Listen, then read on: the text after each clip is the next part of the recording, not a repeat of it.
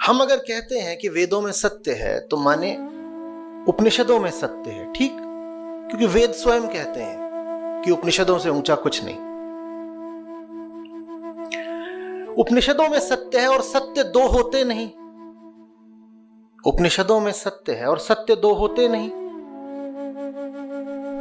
एक एक कदम साथ चल रहे हैं। उपनिषदों में सत्य है, सत्य दो होते नहीं।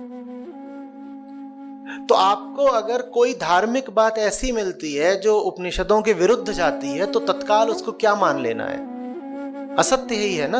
या ये कहेंगे कि ये बात भी ठीक है लेकिन ये बात भी तो ठीक है, ऐसे चलेगा क्या? ये कोई बात नहीं है, सत्य कोई बात नहीं होती। आत्मा के भटकने और आत्मा के इधर उधर डोलने का अर्थ क्या है? जब आत्मा अनंत है, अचल है, न उसका जन्म है न मृत्यु है, तो वो कैसे यहां आ जाएगी, वहां चली जाएगी? जो चीज अनंत है वो कहीं प्रवेश कैसे कर जाएगी? जिसके ना अंदर कुछ है ना बाहर कुछ है, वो किसी शरीर के अंदर कैसे पाई जाएगी? जिसकी कोई सीमा ही नहीं, वो संसार की सीमाओं में कैसे आ जाएगी? उसकी आप बात कैसे कर लेंगे? वो चीज मन की सीमाओं में कैसे आ जाएगी? आत्मा के बारे में आपने इतनी कहानियां उड़ा कैसे दी जब वो असीम अनंत है? तो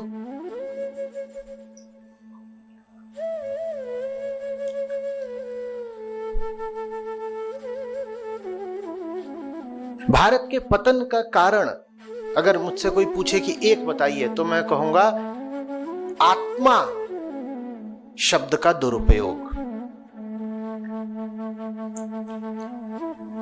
अगर हम एक जागृत समाज होते तो आत्मा शब्द के दुरुपयोग पर दंड निर्धारित होना चाहिए था।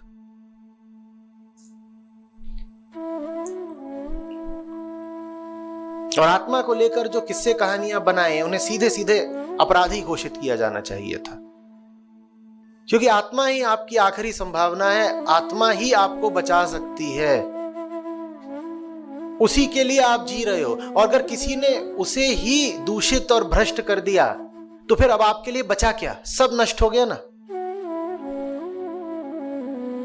अगर आपके मन में आत्मा को ही लेकर के भ्रामक सिद्धांत डाल दिए गए हैं तो आप जियोगे कैसे?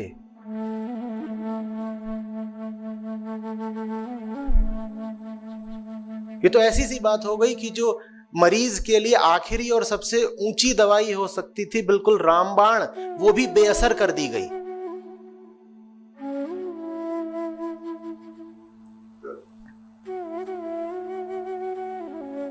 आत्मा सोल नहीं होती।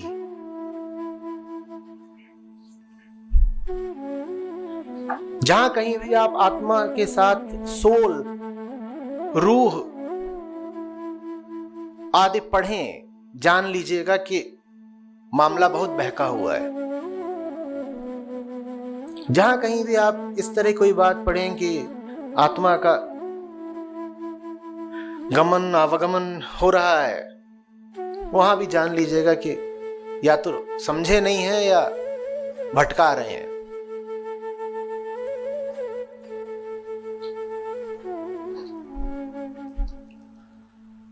सब कुछ ही तो आवत जावत है इस दुनिया में। आपने आत्मा को भी वैसा ही बना डाला।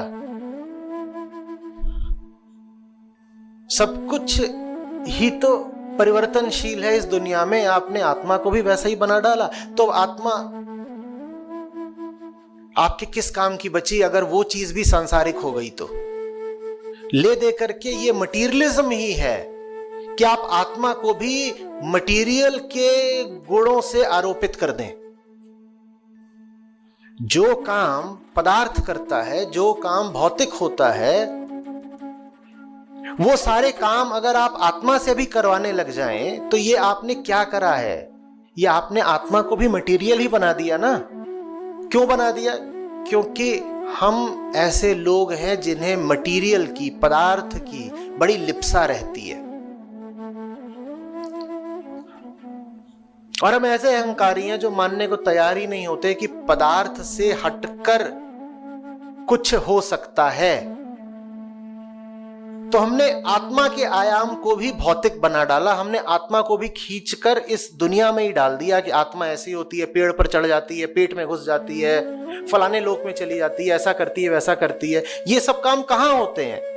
ये सब काम लौकिक हैं, ये सब काम मटीरियल हैं। आपने आत्मा को ही मटीरियल बना दिया। भूलिए नहीं कि जो भौतिक है, मटीरियल है, वही तो आपका दुख है। आत्मा जो आनंददायिनी होती, आपने उसको भी दुखदायिनी बना लिया अपने लिए। आत्मा को मटीरियलाइज करके आप आत्मा को भी अपने लिए दुख का स्रोत बना रहे हो ना। आत्मा कोई चीज नहीं है, चीजें आती जाती हैं। आत्मा अचिंत्य है, ये तो भूल जाओ कि वो कोई चीज नहीं है। वो इतनी दूसरी बात है कि उसके विषय में तुम कल्पना नहीं कर सकते, कुछ कह नहीं सकते, सुन नहीं सकते, बोल नहीं सकते। यही उपनिषदों का कथन है। और तुम एक के बाद एक कहानियां सुना रहे हो, आत्मा अब ऐसे निकलेगी, ये करेगी, फलाने दिन निकलेगी, फलाना करेगी, अब चावल डाल दो आत्मा में, ये करो, वो करो, जो कुछ भी होता है।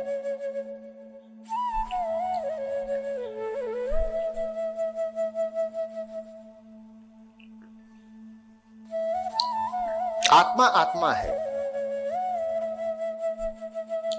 अंग्रेजी में उसके लिए कोई शब्द नहीं, तो उसको क्या देते हैं? सेल्फ।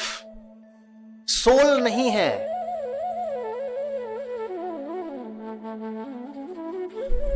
और बहुत भ्रम फैलाया गया है। कितने ही अनुवाद हैं जिसमें जहां आत्मा लिखा होता है तो नीचे लिख देते हैं सोल, और फिर कहने लग जाते हैं ट्रांसमाइग्रेशन ऑफ द सोल वगैरह वगैरह, 100 तरह की